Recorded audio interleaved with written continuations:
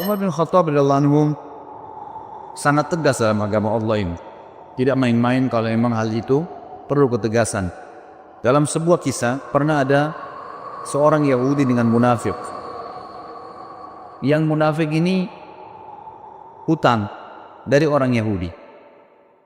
Kemudian tiba masa si Yahudi menagih dari munafik bilang nggak ada uang kamu sama saya. Cekcoklah dua orang ini, lalu diambil kesimpulan kita berhukum aja. Waktu itu Nabi SAW masih hidup.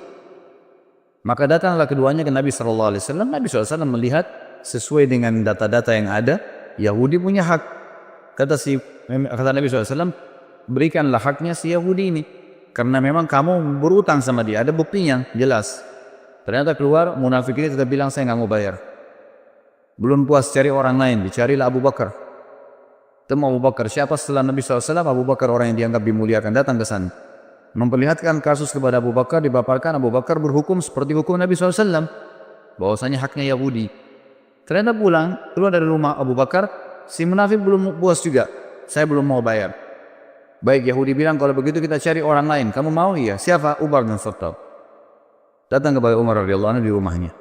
Begitu datang ke rumahnya, Umar bin Khattab mengatakan, siapa kalian? Satu mengatakan mengaku muslim tapi dia orang munafik. Di sini beliau tidak disebutkan namanya. Kemudian yang satu juga Yahudi. Lalu Umar bertanya, ada apa dengan kalian? Dia bilang, Yahudi bilang, ini si Fulan, utang dengan saya tapi nggak mau bayar, dia tidak mau akui. Lalu Umar bertanya kepada mereka berdua, apakah kalian sudah pernah bertanya tentang masalah hukum ini sebelum datang ke sini? Kata mereka berdua, sudah. Kata Umar, kepada siapa? Mereka bilang, kami telah datang kepada Muhammad. Kata Umar, apa hukumnya? Kata Muhammad memberikan hak kepada si Yahudi ini, kata si munafik. Karena alasan-alasan yang sudah dipaparkan. Lalu kalian kemana lagi? Mereka berkata, kami sudah ke Abu Bakar. Apa hukumnya Abu Bakar? Sama saja dengan hukumnya Muhammad SAW. Lalu Umar berkata, untuk apa kalian datang kepada saya? Keduanya mengatakan, kami ingin berhukum. Umar bilang, baiklah, tunggu sebentar. Umar masuk ke dalam mengambil pedang.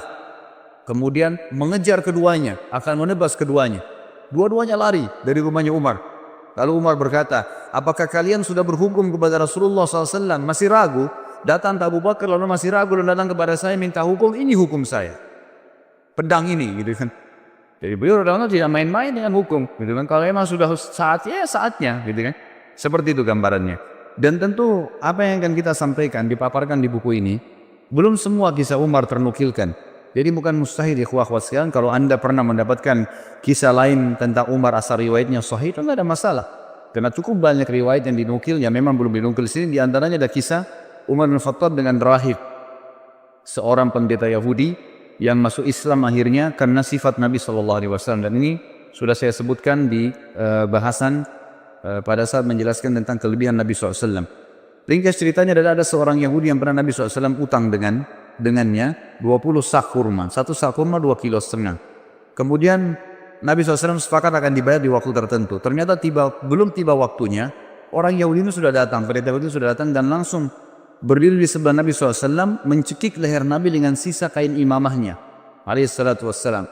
Lalu orang-orang sahabat itu lagi hadir di masjid dan semuanya pada melihat kejadian tersebut. Akhirnya Umar bin Khattab yang ada di depan saf mengatakan, ya Rasulullah, izinkan saya menebas lehernya Yahudi. Lalu Nabi SAW memberikan isyarat untuk duduk Umar. Lalu Nabi SAW dalam kondisi tercekik menanyakan kepada Yahudi, ada apa hai Yahudi? Kata Yahudi ini, bayar hutangmu hai Muhammad. Kata Nabi SAW, kan belum tiba saat waktunya. Dia bilang, tetap saya mau dibayar sekarang. Maka Nabi SAW dalam kondisi duduk tercekik dan Yahudi ini berdiri menarik imamah beliau SAW, berkata kepada Umar, wahai Umar, pergilah ke Baitul Mal dan ambillah 20 sak kurma, bayarkan hutang saya dan tambah 20 sak lagi. Kata Umar, ya Rasulullah, 20 sak pertama utang Anda, 20 sak kedua untuk apa? Kata Nabi SAW, itu hukuman karena kau sudah menakut-nakuti dia. Kau tadi sudah mengancam akan menebas lehernya. Artinya Nabi SAW seakan-akan memberikan isyarat, kalau saya masih ada jangan ambil keputusan, gitu kan. Maka Umar pun pergi ke Baitul Mal, meninggalkan Yahudi ini. Yahudi jalan di belakangnya sambil marah dengan Yahudi ini. Tiba di Baitul Mal, Umar bin Khattab menyiapkan 20 sak kurma diberikan kepada Yahudi itu.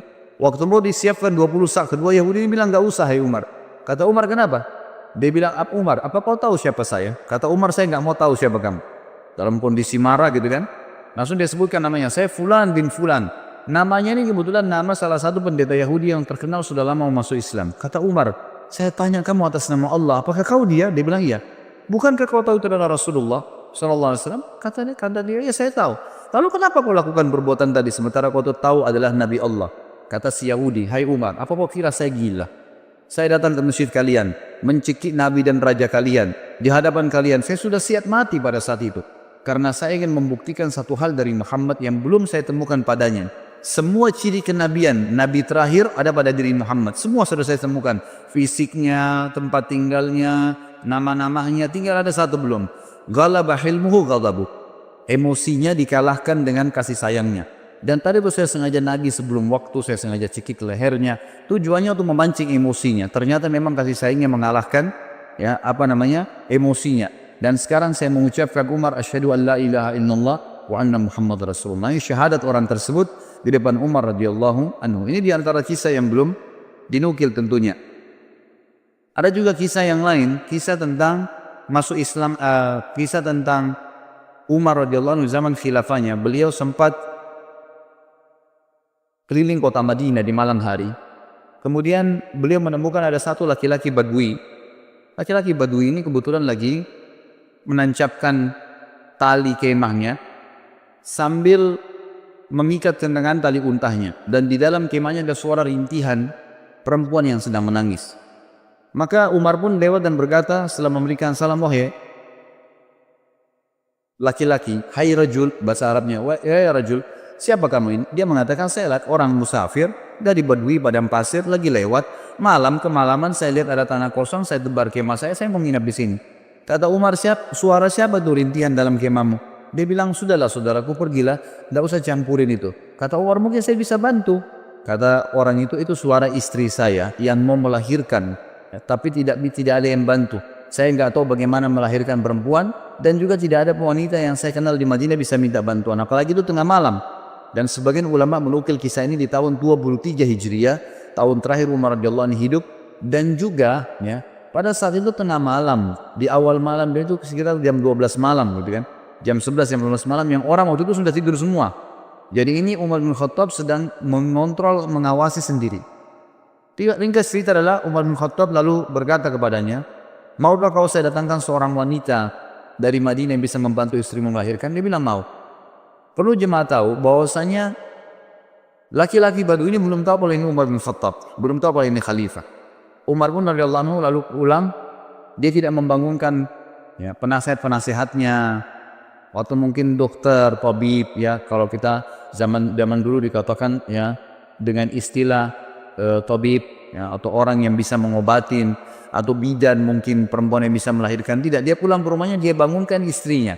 Yang waktu itu istrinya adalah Ummu Kalsum, anaknya Ali radhiyallahu anhu. Lalu berkata Umar bin Khattab, wahai cucunya Rasulullah, apakah kau mau mendapatkan pahala seorang wanita muslimah yang mau melahirkan malam hari nggak ada yang tolong? Ummu Kalsum radhiyallahu anha juga punya iman yang kuat. Anaknya Ali cucu Nabi SAW. Dia tidak mengatakan, wahai Amir Mu'minin, carilah wanita Ansar yang bisa melahirkan. Tidak. Dia mengatakan dengan jelas dan tegas, tentu saja, saya ingin dapat pahalanya. Kata Umar, siapkanlah persiapan perlengkapanmu untuk melahirkan dan ikut sama saya. Maka jalanlah pada malam itu, saudaraku sekalian, dua orang, raja muslim dan ratunya. Tidak ada pengawal, tidak ada yang dampingin, dan tidak ada media yang akan mengekspos itu. Karena yang sedang dibantu seorang Badui yang cuma lewat, besok pagi mau pergi lagi. Nggak ada yang tahu, tengah malam nih. Ya, kita tahu sekarang banyak orang mau melakukan satu perbuatan, kegiatan karena ada eksposnya. Kemudian bisa mengangkat namanya. Sama sekali enggak. Jalanlah keduanya tiba di kemah orang Badui tersebut. Ringkas ceritanya, kata Umar bin Khattab kepada istrinya, masuklah ke kemah dan selesaikan tugasmu. Istrinya pun akhirnya membantu wanita tersebut melahirkan. Gak lama kemudian, sementara menunggu, tentu Umar bin Khattab ngobrol sama orang Badui ini, dan orang Badui belum tahu kalau Umar bin Khattab. Ngobrol-ngobrol aja seperti biasa. Lalu kemudian terdengar suara bayi dari dalam, dan Ummu Kalsum, istri Umar bin Khattab radhiyallahu anhu majma'in, berkata, ya Amir Mu'minin, wahai pemimpin orang yang beriman. Jadi hai raja, beritahukan kepada laki-laki di sebelahmu kalau istrinya sudah melahirkan normal. Begitu mendengarkan kalimat Amir Mu'minin, si Badui tadi dari tempat duduknya turun ke tanah, ketakutan, lalu berkata, apakah anda Amir Mu'minin Umar bin Khattab? Umar bin Khattab mengatakan kepada dia, ala rizkika, tenang aja. Dia bilang, diulangi, apakah anda Amir Mu'minin Umar bin Khattab? Kata Umar, iya. saya ambil Umar bin Khattab, dan yang membantu tadi melahirkan istrimu itu adalah Ummu Kalthum, anaknya Ali bin Abi Thalib, cucunya Rasulullah SAW. Maka orang ini pun menangis pada saat itu dan berkata, Maha suci Allah yang telah mengaruniakan saya nikmat yang tidak terhingga malam ini, karena saya telah didepani duduk oleh raja ya, muslimin, dan istri saya telah dibantu melahirkan oleh ratu muslimin, dan anak saya disentuh pertama kali dengan kulit cucu Nabi SAW. Kita lihat bagaimana perilaku Umar bin Khattab yang luar biasa, gitu kan? Setiap perilakunya menjadi sebuah pelajaran. Kisah yang lain juga, Umar bin Khattab radhiyallahu anhu pernah satu malam jalan kemudian menemukan ya, di luar kota Madinah tentunya ini kisah yang sahih adalah di luar kota Madinah. Kemudian dia lagi jalan dan dia temukan ternyata ada seorang wanita yang sedang duduk, kemudian di sebelahnya ada 3 orang anak yang sedang menangis. Kemudian Umar bin Khattab pun datang sambil mengatakan, ya, Assalamualaikum wahai pemilik cahaya api itu. Lalu wanita itu menjawab, setelah itu Umar mengatakan, apakah engkau mengizinkan aku mendekat? Kata wanita itu, mendekatlah tapi dengan sopan, kalau enggak pergilah. Kata Umar bin Khattab pada saat mendekat, ada apa? Wahai hamba Allah, dia bilang, dan kenapa anak-anakmu menangis? Dia bilang, saya sudah berapa hari enggak makan, anak saya kelaparan, butuh makanan.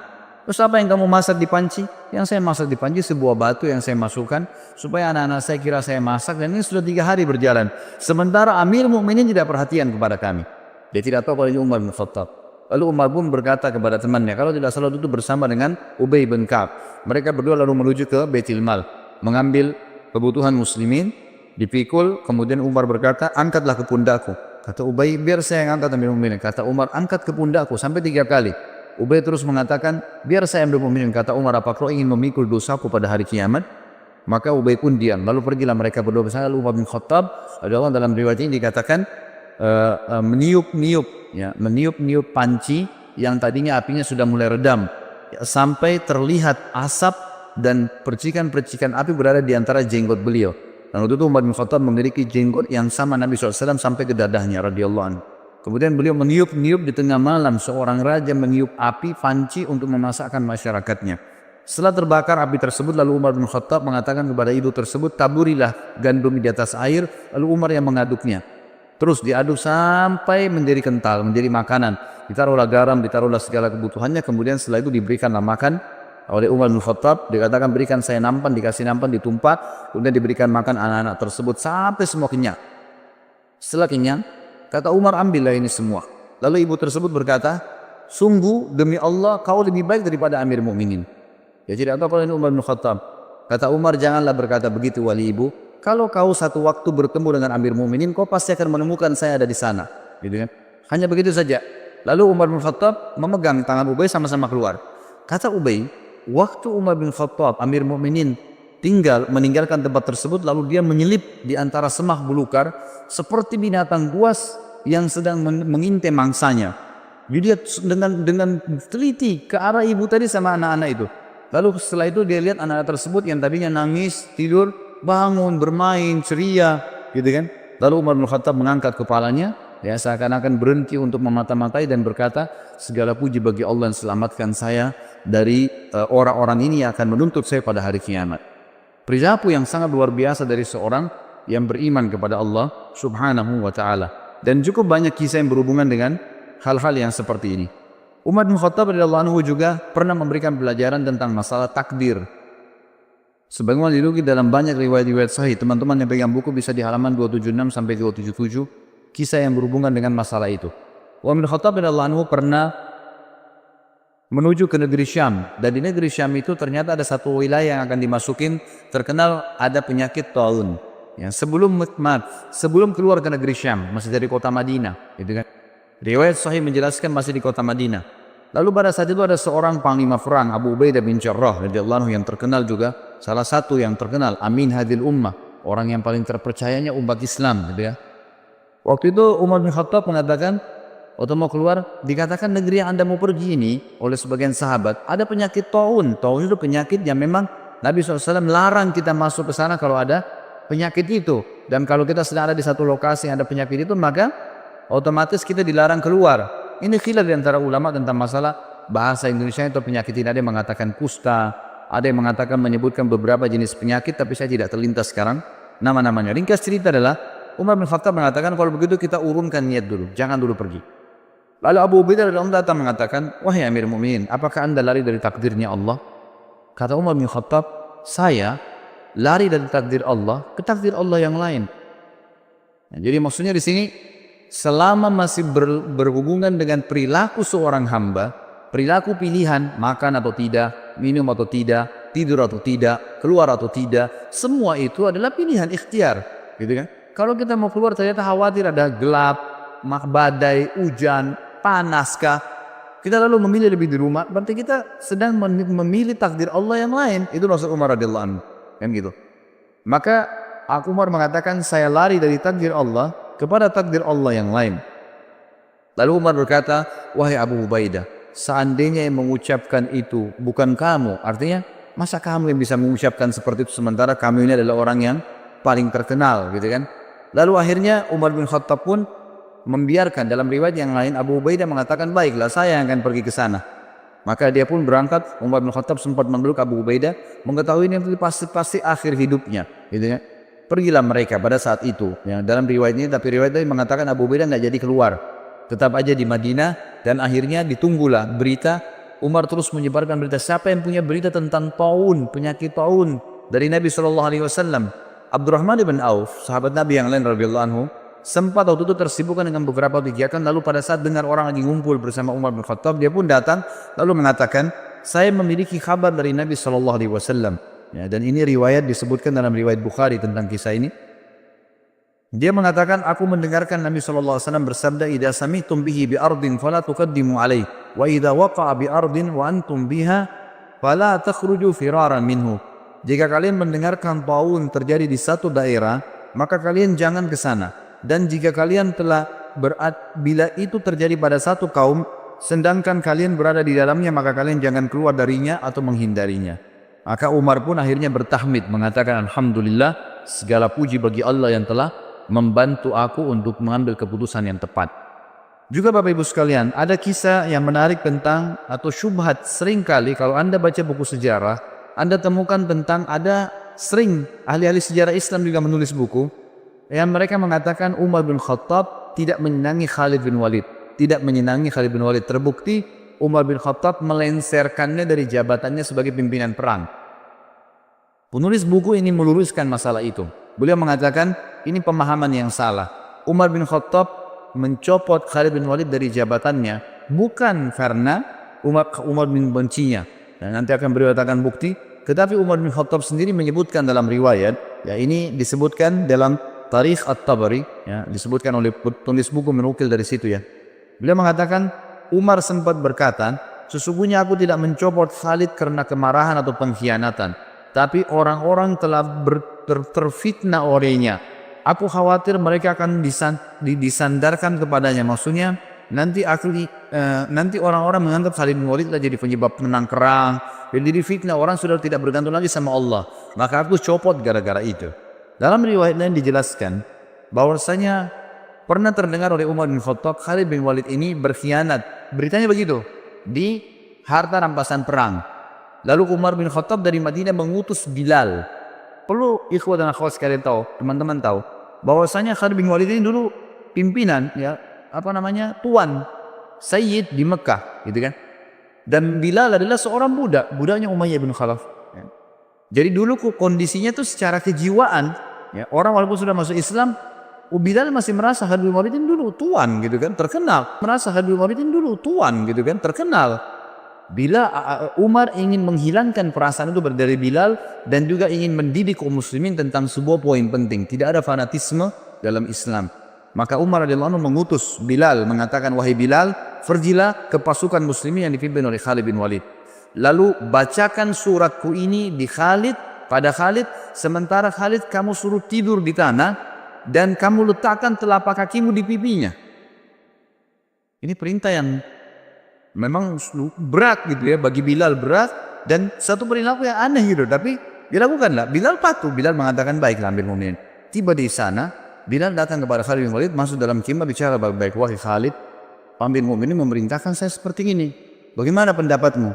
Saya harus memanggilmu dengan suara keras dari luar khemah. Saya menyuruh kamu meletakkan pipimu di tanah, lalu saya letakkan telapak kakiku di atas pipimu, baru saya bacakan surat ini. Khalid bin Walid waktu itu memang lagi diuji juga imannya. Dia mengatakan, wahai Bilal, kita sudah masuk Islam, lupakanlah masa jahiliyah. Lakukan apa yang Amir Mu'minin perintahkan. Maka Bilal pun keluar dari kemah lalu teriak dari luar mengatakan, wahai Khalid ibn Walid, keluarlah, keluar. Gitu ya. Begitu keluar, letakkanlah pipimu di tanah dan aku akan letakkan telapak kakiku di pipimu sebagai perintah dari Amir Mu'minin. Semua pasukan lihat. Di pasukan ini banyak orang-orang Quraisy yang tahu kedudukannya Bilal dulu, yang tahu kedudukannya Khalid bin Walid dulu. Ini tuan, ini budak, bekas budak, gitu kan? Lalu Khalid bin Walid mengatakan, letakkanlah kakimu hai Bilal dan jangan ragu. Dan tidak pula ada yang marah dengan Bilal. Semua orang diam. Bilal pun meletakkan kakinya di atas pipinya Khalid bin Walid dan lagi diletakkan di tanah lalu membaca suratnya Amir Mu'minin Umar. Umar berkata, ini surat dari Amir Mu'minin kepada pimpinan perang Khalid bin Walid. Telah sampai berita kepada saya bahwasanya kau berkhianat dalam masalah ghanimah harta rampasan perang. Kalau benar, maka beristighfarlah bertobat sama Allah dan saya lengserkan kamu dari jabatanmu. Kalau tidak benar, maka kau mengatakan tidak benar sementara Bilal masih menginjak pipimu, gitu kan? Dan saya akan tetap mencopot kau dari kepemimpinan, tetap kau berperang tapi bukan lagi pemimpin, agar tidak ada fitnah yang kena di tengah-tengah muslimin. Maka Khalid bin Walid dalam kondisi terinjak pipinya mengatakan itu tidak benar. Sudah selesai Bilal menyampaikan berita tersebut, tapi dia tetap dicopot dari jabatannya. Tapi di sini kita bisa lihat bagaimana ya Umar bin Khattab radhiyallahu anhu sangat tegas, gitu kan? Tapi bukan berarti beliau benci Khalid bin Walid. Terbukti pada saat beliau meninggal dunia atau akan meninggal dunia, sempat Umar bin Khattab berkata, seandainya Abu Ubaidah masih hidup, karena Abu Ubaidah tadi sudah mati, ya dalam beberapa riwayat waktu dia pergi, ke tempat yang ada taun, maka aku akan mengangkatnya menjadi penggantiku. Sebab kalau aku ditanya oleh Rabbku hari kiamat, kenapa engkau memilih Abu Ubaidah? Aku akan mengatakan bahwasanya aku mendengar hamba dan kekasihmu Muhammad SAW bersabda, likulli ummatin amin wa aminu hadhil ummah Abu Ubaidah bin Jarrah. Setiap umat memiliki orang kepercayaan dan orang kepercayaan umat ini adalah Abu Ubaidah bin Jarrah. Kalau seandainya Khalid bin Walid masih hidup, ini kata Umar bin Khattab, ini saksi bahasan kita, kemudian pasti aku akan mengangkatnya untuk menjadi penerusku. Dan pada saat aku ditanya oleh Allah hari kiamat, oleh Rabbku, kenapa engkau memilih orang ini? Aku akan mengatakan, karena hamba dan kekasihmu Muhammad SAW telah bersabda, Khalid bin Walid sayfun min suyufillahi sallahullahu alal musyrikin. Khalid bin Walid adalah salah satu pedang Allah yang Allah henuskan untuk orang-orang musyrik. Sebagaimana disebutkan di dalam, dinukil dari banyak riwayat-riwayat yang sahih. Bagi riwayat ini, kata menurut penulis ya, ini membantah tentang banyaknya isu yang salah tentang pencopotan Khalid bin Walid dari masalah kepemimpinan. Kemudian kita masuk ke masalah bagaimana Baitul Maqdis dibebaskan di zaman Umar bin Khattab. Umar bin Khattab mengutus pasukan ke Baitul Maqdis, ya, kemudian berperang di sana. Ringkas cerita adalah memenangkan peperangan. Lalu penjaga Baitul Maqdis, salah satu pendeta Nasrani waktu itu, tidak mau memberikan kunci kecuali kepada pemimpin muslimin. Maka menyuratlah beberapa pemimpin ya yang memimpin perang waktu itu, termasuk Khalid bin Walid waktu itu ada di sana. Ya, kemudian Miqdad dan beberapa sahabat Nabi yang lain disuruhlah ya menyurat kepada Amir Mu'minin. Umar bin Khattab waktu terima surat tersebut mengatakan, baiklah kita berangkat. Berangkatlah Umar bin Khattab menuju ke Palestina. Tiba di Palestina, kebetulan Umar bin Khattab waktu ke Palestina itu berdua bersama budaknya. Bukan budak sebenarnya, pelayannya ya. Bersama dengan pelayannya. Umar bin Khattab sepakat sama pelayannya, selama perjalanan dari Madinah ke Palestina, jauh sekali gitu kan. Perjalanan sebulan. Ya. Kalau sesaat saya di atas unta, sesaat kamu di atas unta. Jadi begitu terus. Dalam waktu tertentu Umar bertukaran tempat sama pelayannya ini.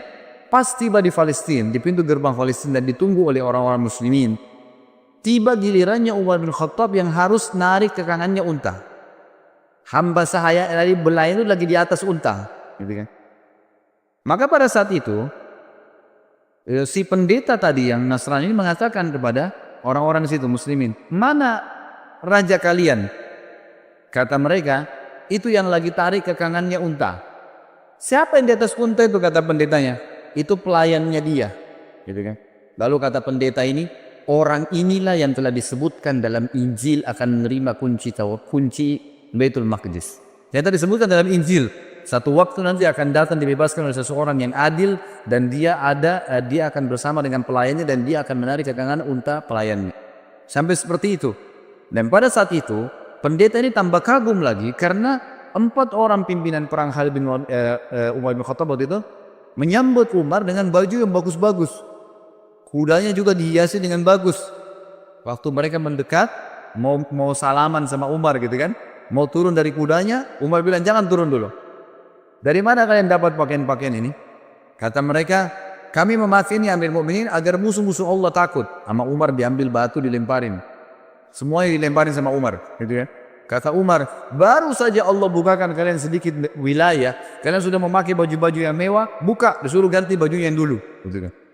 Sampai akhirnya mereka membuka bajunya. Pendeta itu pun akhirnya kaget melihat perilaku Umar bin Khattab. Nggak ada raja di dunia seperti ini gitu. Nah ini diantara hal yang terjadi di Baitul Maqdis dan beliau sempat masuk di Baitul Maqdis. Kemudian beliau menanyakan kepada seorang rahib di situ pada saat itu bernama Ka'ab al-Ahbar. Ya, dia kemudian menunjukkan, ya, menurut di riwayat ini dikatakan Umar bertanya padanya, di mana menurut riwayat dalam Injil pun, ya, bahwasanya Nabi terakhir Muhammad SAW masuk di Baitul Maqdis dan mereka punya berita itu. Mereka mengatakan dari pintu ini. Maka Umar pun masuk di situ. Kemudian Umar bin Khattab mengerjakan sholat di situ. Ini termasuk. Kemudian pelajaran yang lain juga disebutkan oleh beliau adalah sikap yang diambil menjadi hukum pada saat terjadi Amu Ramada. Ramada ini masa peceklik, kering sekali Madinah. Ya, sampai Umar tadi mulai zuhud, lebih zuhud lagi, tidak makan kecuali nasi sama roti sama minyak, dan itu membuat kulitnya sampai jadi hitam. Tapi ada sebuah pelajaran. Waktu itu Umar bin Khattab mengumpulkan masyarakat Madinah, kemudian mengajak mereka sholat istisqa. Pada saat diajak sholat ini riwayat Bukhari ya, pada saat diajak sholat istisqa, Umar bin Khattab memberikan pelajaran lagi kepada kita semua. Dia berkata dengan suara keras selesai sholat, mengatakan, ya Allah, dulu jika kami tertimpa kekeringan, maka kami bertawassul kepadamu dengan doa nabimu. Lalu engkau menurunkan hujan kepada kami. Sekarang nabi kami sudah mati. Maka kami bertawassul kepadamu dengan doa pamannya. Itu Abbas radhiyallahu anhu. Maka berilah kepada kami hujan. Kemudian Umar meminta Abbas untuk berdoa kepada Allah subhanahu wa ta'ala.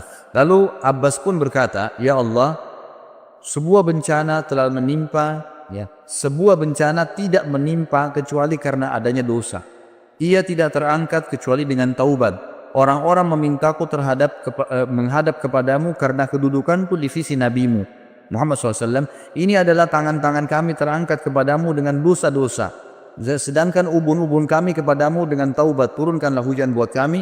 Maka tiba-tiba mendung dan turunlah hujan dengan lebat. Tapi ulama mengatakan dari riwayat ini diambil pelajaran besar, bahwasanya ya Umar bin Khattab ingin menitik beratkan tidak boleh lagi bertawassul dengan Nabi SAW sementara beliau sudah mati.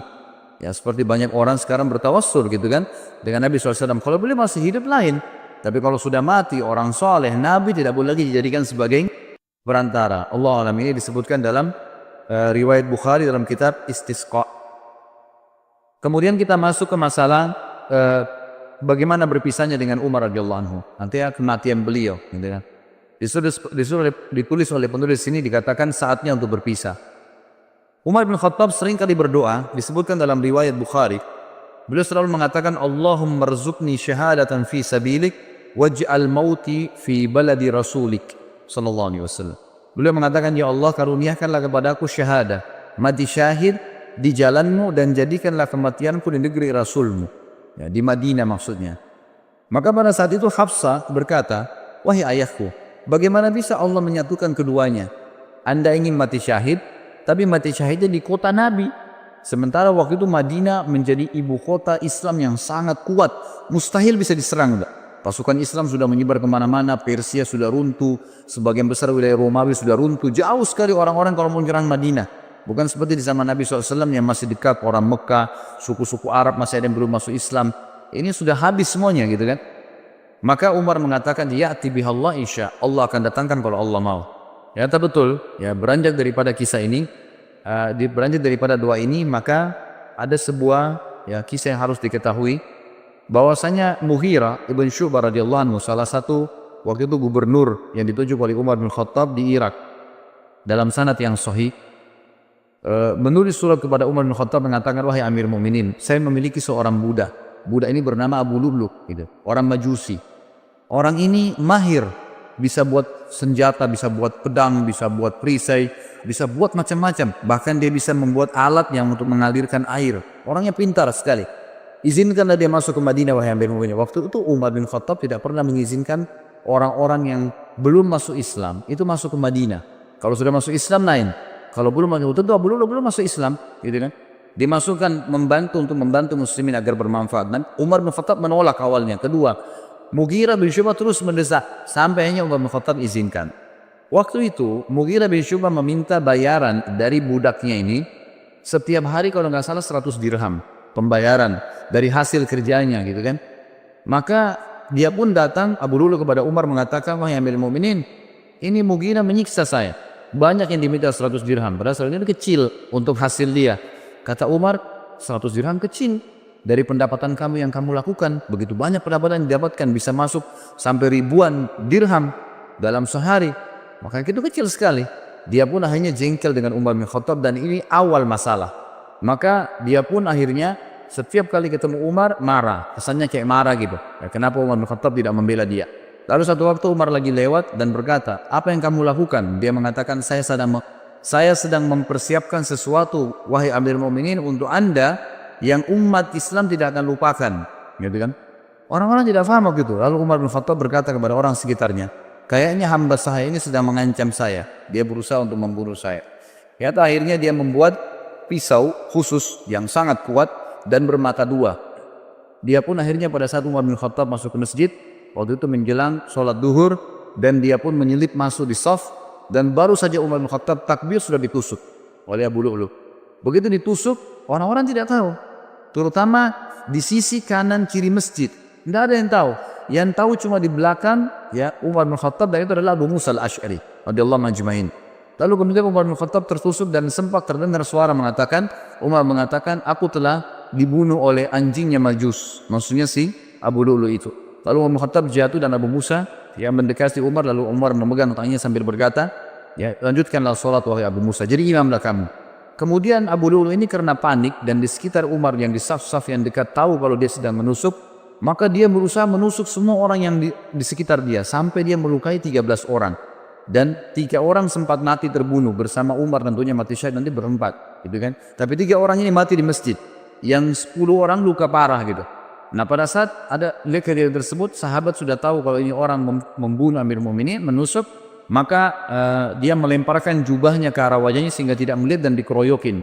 Pada saat itu dia tahu dia akan mati, lalu dia mengambil pisau tersebut dan menusukkan ke lehernya sendiri. Meninggallah Abu Lu'lu' ini, dalam kisah sahih ini disebutkan. Dan ini yang luar biasanya, semoga Allah berikan hidayah ya, kita tetap masih mendoakan. Di Iran sekarang ini, dibangun sebuah kuburan, dinamakan kuburannya Abu Lu'lu'. Ya, dan dianggap Abu Lu'lu' seorang pahlawan orang-orang Syiah itu karena berhasil membunuh Umar bin Khattab radhiyallahu anhu. Ini luar biasa. Ya, pembunuh Amirul Mukminin yang terkenal dengan kesolehannya, jaminan surga dari Nabi SAW, berapa banyak hadis yang kita sebutkan. Lalu mereka bangga dan pernah saya punya cuplikannya dalam bahasa Arab. Mereka melanturkan bahasa Arab, orang-orang Persia itu mengatakan artinya begini, ya Allah bangkitkanlah kami bersama pejuang Abu Lu'lu' di hari kiamat, naudzubillah. Berarti termasuk bersama-sama di neraka karena berhasil membunuh Umar yang mereka anggap orang kafir. Ini berbahaya sekali, subhanallah gitu. Jadi begitu kisahnya. Maka Umar pun akhirnya sakit parah pada saat itu. Kisahnya panjang lebar, saya ringkaskan.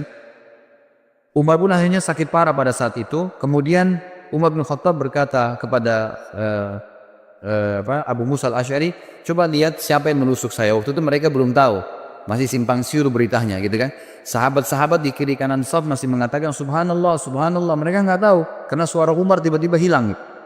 Maka pada saat itulah Abu Musa meninjau mengatakan yang membunuh anda adalah budaknya Mughirah bin Syu'bah, Abu Lu'lu'. Maka Umar pun mengatakan semoga Allah membunuhnya. Kata Abu Musa, sudah mati Amirul Mukminin, dia bunuh dirinya sendiri. Lalu kemudian Umar bin Khattab ternyata tusukannya sangat keras. Dari belakang di sisi kanan perut, itu saking tajamnya pisau itu dan tebal gitu kan, sehingga pada saat ditusuk dan memang dia niat membunuh, ditusuk sampai tembus ke depan perutnya Umar radhiyallahu anhu. Dari lubang dari belakang sampai ke depan. Dan pada saat itu beberapa sahabat dan tabi'in sempat membawakan minuman kepada Umar bin Khattab. Ada yang membawa air kismis, ada yang membawa juga susu unta. Dan pada saat diminum maka keluar dari sisi lubang perutnya. Dan dipanggil pada saat itu ada seorang tabib yang jelas sekali ya mengetahui masalah dan mengatakan kayaknya ambil mobilnya sudah tidak tertolong lagi. Tidak tertolong lagi. Umar pun mengatakan, dan ini pelajaran-pelajaran yang kita bisa ambil luar biasa ya. Subhanallah, setiap orang yang dekat dengan Allah sebelum meninggal dunia, kita dengar kisah Abu Bakar yang lalu, ini kisah Umar, nanti kita dengar juga kisah Uthman, kisah Ali, sahabat-sahabat yang mulia ini yang dekat sama Allah. Sebelum meninggal, Allah kayak berikan isyarat mereka akan meninggal. Ya. Jadi mereka sempat mengembalikan amanah, mereka sempat memberikan wasiat, mereka masih sempat menasihati, mereka masih sempat menuju khalifah setelahnya. Banyak hal yang dilakukan gitu kan. Termasuk Umar bin Khattab. Umar bin Khattab akhirnya berbicara, kalau saya mati, gitu kan, maka kuburkanlah saya, ya, dan mintalah, dipanggil Abdullah bin Umar, mintalah kepada Ummul Mukminin Aisyah. Minta kepada Aisyah agar Aisyah mengizinkan aku dikuburkan bersama dua sahabatku, Rasulullah SAW dan Abu Bakar. Maka Abdullah bin Umar pun mengatakan, saya masuk ke rumah Aisyah dan mengatakan, wahai Amirul Mukminin, Umar mengirim salam dan meminta izin untuk dikubur. Aisyah pun menangis mendengar berita Umar lalu berkata, semestinya aku berharap itu tempatku, aku dikuburkan di situ. Tapi aku akan izinkan untuknya. Waktu kembali Abdullah bin Umar kepada ayahnya Umar bin Khattab radhiyallahu anhu ajma'in, Umar berkata waktu disampaikan, apa beritamu? Abdullah bin Umar mengatakan, Ummul Mukminin mengizinkan. Kata Umar, segala puji bagi Allah yang menerima doa ini. Tapi pada saat saya sudah jadi jenazah, jadi sudah tahu kalau mau mati. Sebelum saya dimasukkan ke dalam rumah Aisyah, tetap minta izin dulu. Kalau Aisyah mengizinkan Ummul Mukminin, kuburkan saya bersama Abu Bakar dan Rasulullah SAW. Tapi kalau tidak, kuburkan saya di pemakaman kaum muslimin umumnya. Gitu kan? Begitu penyampaiannya. Pada saat Umar bin Khattab lagi sakit keras, ada beberapa kejadian penting yang kita bisa ambil pelajaran juga. Yang pertama adalah, sempat Umar bin Khattab pingsan. Waktu itu di sebelah Umar yang paling dekat adalah Abbas, paman Nabi SAW radhiyallahu anhu, dan juga Ali bin Abi Thalib yang waktu itu mertua Nabi, mertuanya Umar bin Khattab, dan juga sahabat dekatnya Umar bin Khattab radhiyallahu anhu. Dan ini pelajaran besar sekali yang kita bisa ambil. Ahli sunnah wal jamaah meyakini Ali dan sahabat-sahabat lain semuanya mulia. Tidak pernah kita mencaci maki mereka, gitu kan? Beda dengan kaum Syiah yang terus-menerus mencaci maki sahabat. Jadi berbahaya sekali, gitu. Ini bisa sampai pada tingkat kekufuran mereka, apalagi mengkafirkan sahabat. Sabda Nabi SAW, siapa yang mengatakan kufur kepada saudaranya muslim, maka itu akan kembali kepada salah satu di antara mereka, siapa yang lebih berhak, ya, pengucapnya atau penerimanya. Gitu kan? Jadi tidak mungkin ketemu antara sahabat dengan orang biasa. Tentu saja orang biasa yang kena dalam masalah ini. Ali berkata, ya, pada saat itu Umar pingsan, terdengar azan. Lalu Abbas berkata, bagaimana nih kepada Ali? Amirul Mukminin lagi pingsan. Kata Ali, ada rahasianya. Lalu Ali pun mendekati kuping Umar sambil berkata, As-salat ya Amirul Mukminin. As-salat ya Amirul Mukminin. 3 kali. As-salat ya Amirul Mukminin. 3 kali cuma. Salat wahai Amirul Mukminin. 3 kali.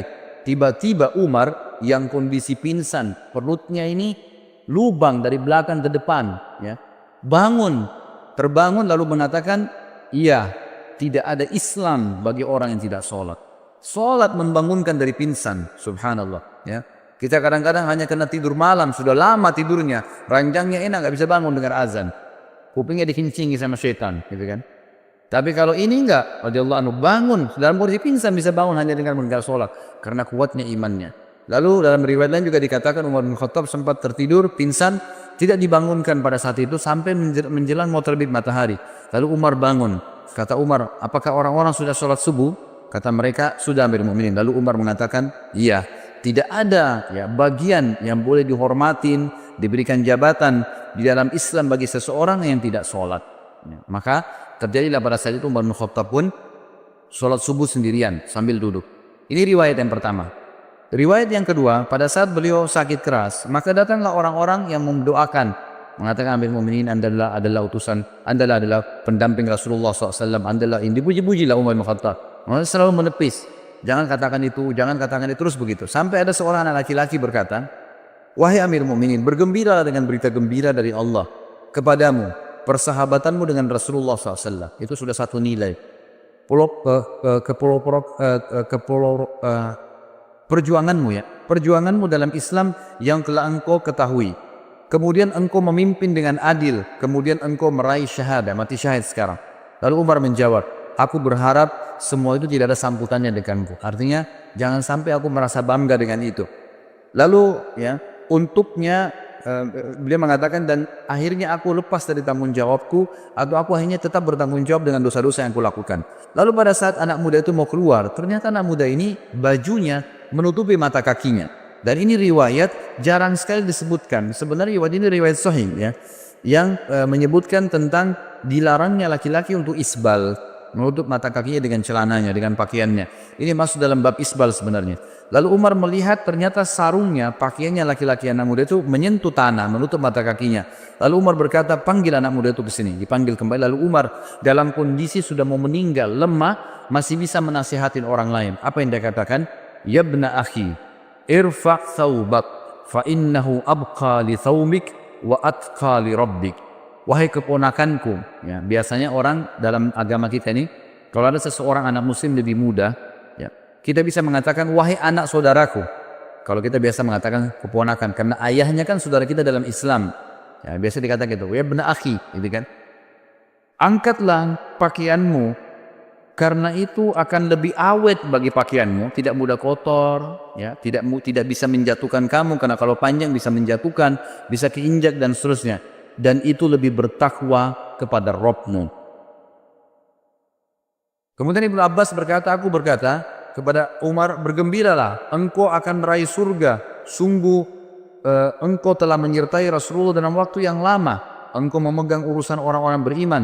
Engkau bersikap tegas dalam menunaikan amanah. Umar berkata, adapun berita gembira surga yang engkau katakan kepadaku, demi Allah, seandainya aku mempunyai dunia dengan segala isinya, saya aku akan menjadikannya sebagai tebusan untuk menghadapi ketakutan besar yang ada di hadapanku sebelum aku mengetahui berita itu. Maksudnya, aku akan, ya, belum bisa aku mengatakan itulah pegangan itu, jadikan pegangan surga itu.